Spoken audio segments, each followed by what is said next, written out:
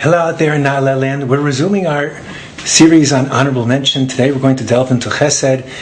This class is Lilei Nishmas Rachaleh Bas Rav Chaim Tzvi Aleh Shalom.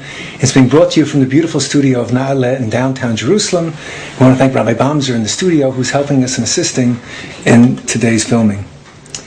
Now we get on to Chesed, which is a word which almost defies translation. Chesed, translated usually as kindness, often as loving kindness. Now in the world at large, kindness is considered something which is a positive attribute. Like saying she's a wonderful person, she's a kind person, it's a perk, it's something which is not essential but a really nice attribute to have.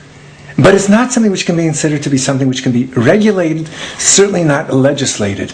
However, Jewish tradition teaches us, indeed the halacha, and if you look at Ahavas Chesed, the Chafetz Chaim wrote a Shulchan Aruch. He codified all the laws which are pertinent to Chesed. There are laws and laws and laws. Now true, it's not that thick a book, but it has changed Jewish life.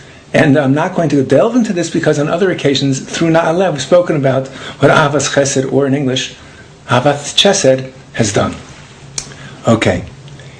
Now, the rabbis have taught us that giving kindness, engaging in kindness, is superior to charity in three ways. This is based on a Gemara in Sukkah, Mem Tes Amud Beis, 49 on the second side. Firstly, charity is done only with your money, but kindness can be performed with your body and your money. So in that way, kindness trumps charity. The second way, why is charity inferior to kindness? Because charity is only given to the poor, but kindness can be given to the poor and the rich alike. Another way that kindness is superior over charity. And thirdly, what's the advantage? Says the Gemara in Sukkah, that charity is only dispensed to the living, whereas kindness can be done to the living and the dead as well. One example we all know about doing kindness for the dead is a relative who says Kaddish on behalf of the one who has passed away, doing things in their merit. That's a kindness to one. Now, charity can only be done, obviously, with one who is alive.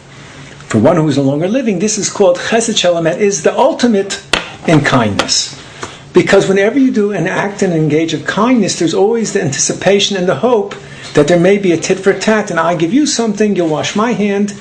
Chesed Shel Emet, if you bury someone, or you prepare them for burial, obviously you can never anticipate this person will pay you back. That's the ultimate of kindness. It's Chesed Shel Emet. And Emet itself, the word, Aleph Mem Taf, is the critical word because it has everything. It is the most grounded word.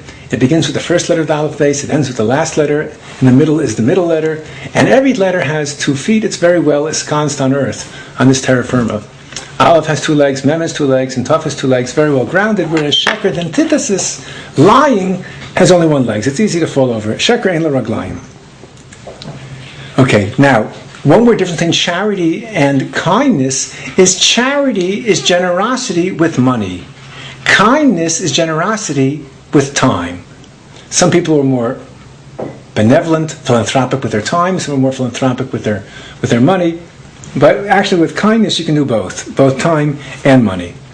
So the Torah teaches, it's the Gemara in Soita, the Torah begins with acts of kindness and it ends with acts of kindness, and it begins with kindness because God made Adam and Chava, when they discovered that they were naked, He clothed them, so that's how the Torah begins. It does kindness, and likewise it describes in the end of Dvarim how Moshe was buried in the valley by God.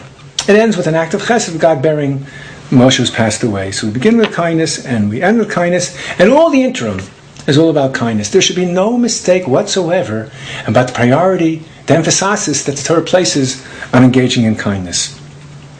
Furthermore, the prophets interpret, and here I'm delving into the wonderful book of Rabbi Joseph Telushkin, who's codified in his own very nice, contemporaneous way, laws pertinent to how to act one person to another. And he brings the point regarding the prophets, who stress so much that the central demands of a human being is to be a kind person. Now, often we associate religious acts with ritual acts. So Hosea says to the contrary. He says, Hosea, for its kindness I desire, and not sacrifice. That's in the 6th chapter of Hosea.